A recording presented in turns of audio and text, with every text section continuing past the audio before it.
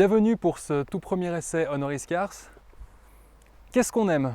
On aime l'odeur de l'huile et du pneu brûlé, on aime les gros ailerons, on aime les petites voitures bien larges avec des énormes moteurs à l'intérieur.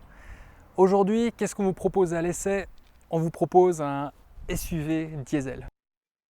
T'es bedou, mon bien. Les super sportives, les voitures de circuit, les breaks surpuissants, c'est bien joli, mais la plupart du temps, qu'est-ce qu'on fait?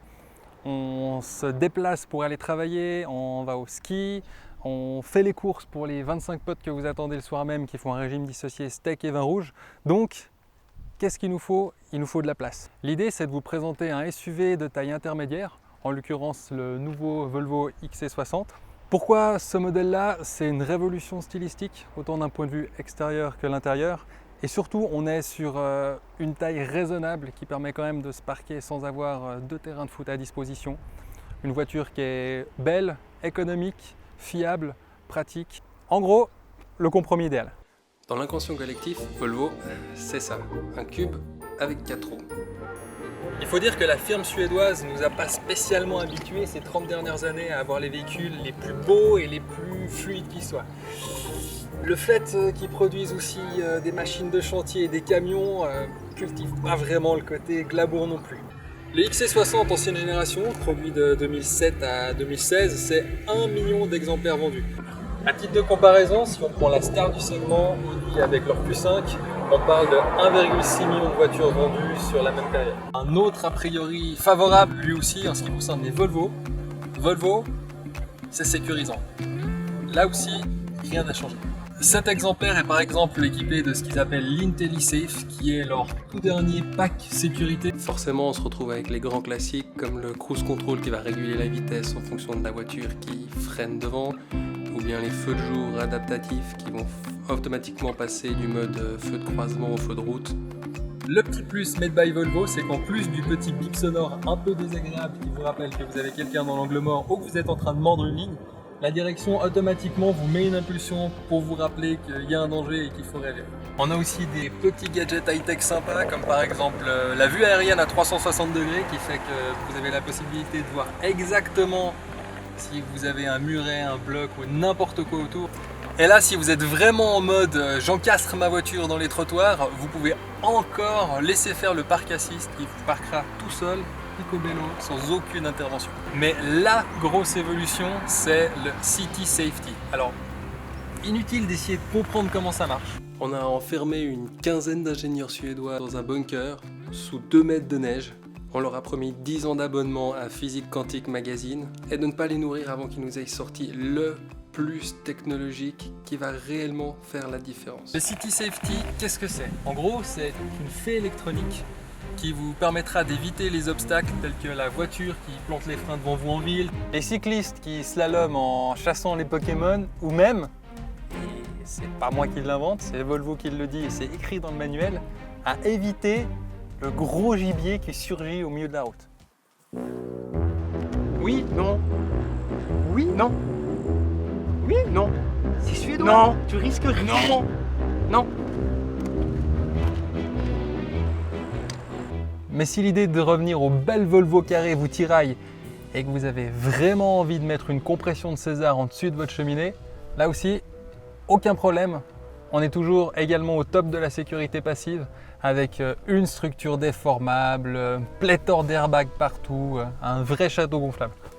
Question dimension en général, d'extérieur, on est ni trop grand, ni trop petit.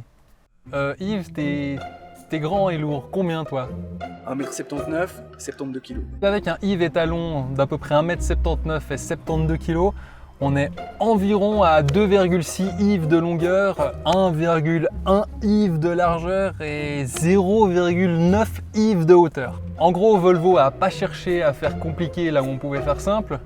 Si on regarde la concurrence type Macan, X3 ou bien Mercedes GLC, on est vraiment littéralement à 2 cm d'écart, que ce soit en longueur, en largeur ou en hauteur. Question volume du coffre, c'est utile aussi pour partir le week-end ou bien en vacances. On est environ à 505 litres. Bon, je sais que ça ne doit pas beaucoup vous parler, en tout cas moi ça ne me parle pas spécialement. Mais en gros, ça fait 2,5 requins gonflables ou bien 450 paquets de Chris Prolls à l'œil.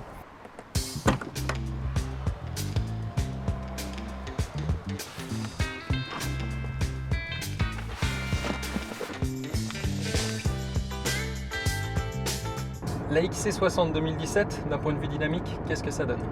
On a une voiture qui est à 1 tonne 880 selon les données constructeurs à sec. On sait très bien ce que veulent dire les données constructeurs. En pratique, avec un gros de 85 kg comme moi au volant, plus un petit peu d'essence, on passe largement les 2 tonnes. Vous ajoutez à ça le fait que c'est une voiture familiale qui va souvent être chargée avec votre femme, votre belle-mère, les bagages, les snowboards, le VTT pour partir en vacances. Vous êtes à 2 tonnes 2, 2 tonnes 4, facilement en état de marche.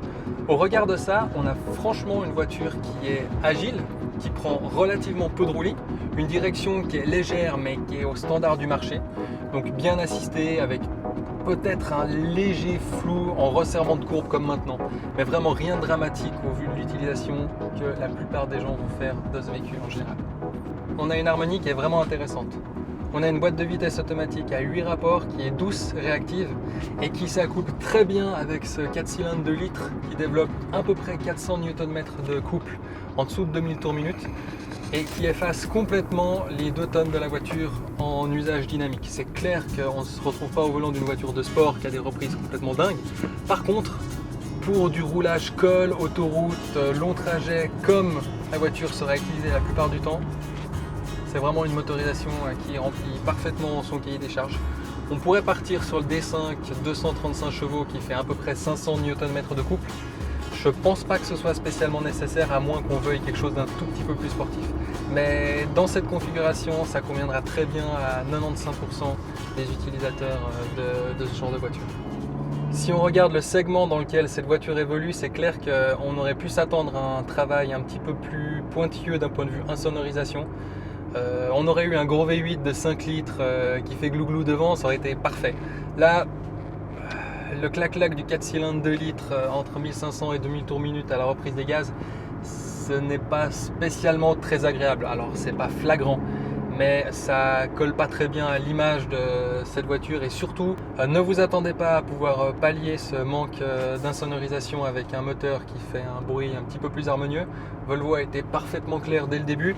On ne sera que sur des 4 cylindres pour ce XC60, 2 4 cylindres diesel, donc le D4 et le D5, 2 moteurs essence, le T5 et le T6, et finalement un moteur hybride, le T8, avec une partie essence et une partie électrique. Les finitions sont vraiment excellentes. On a des commandes qui sont bien faites, des magnifiques bus d'aération en alu, un tableau de bord complet, noir, piano laqué qui est vraiment de toute beauté, des beaux ajustements, c'est bien conçu. On peut peut-être critiquer éventuellement le fait qu'il y ait un peu des plastiques qui ne sont pas exceptionnels au toucher ou à l'apparence si vous prenez le tableau de bord ou bien la console centrale. Mais là encore, il faut se rappeler que sur ce modèle-là, on n'a pas l'option de cuir étendu que vous pourrez retrouver dans les packs d'options de Volvo en général. On est plutôt sur une finition intérieure de base et malgré tout on a quelque chose qui est très beau, qui est très qualitatif. Écran de 9 pouces, sympa à utiliser si vous avez l'habitude de pianoter sur votre tablette ou votre smartphone.